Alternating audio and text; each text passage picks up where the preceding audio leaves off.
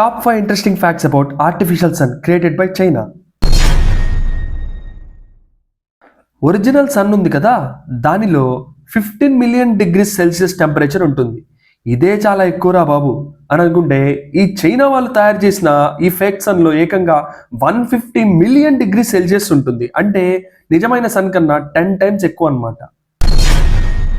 ఈ చైనా వాళ్ళు artificial sun ని న్యూక్లియర్ రియాక్షన్ అనే ప్రాసెస్ ని యూజ్ చేసి తయారు చేశారు. అండ్ ఈ న్యూక్లియర్ రియాక్షన్ అనేది nuclear fission and nuclear fusion అనే రెండు పద్ధతుల్ని యూజ్ చేసుకొని చేస్తారు. ఈ nuclear fission and nuclear fusion అనే రెండు పద్ధతుల్లో మెయిన్ గా 4 ఎలిమెంట్స్ ని యూజ్ చేస్తారు.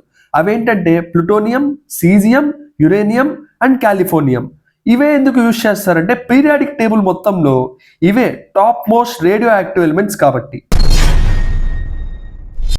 ఈ చైనా దేశం వాళ్ళు ఈ ఆర్టిఫిషియల్ సన్ ని తయారు చేయడానికి మొత్తం $1 ట్రిలియన్ ఖర్చు పెట్టారు.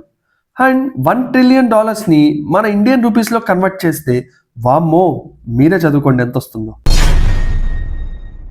చైనా ఈ ఆర్టిఫిషియల్ సన్ని వాళ్ళకి కావాల్సిన మొత్తం ఎలక్ట్రిసిటీని ఎలాంటి పొల్యూషన్ లేకుండా ప్రొడ్యూస్ చేసుకోవడానికే క్రియేట్ చేసింది.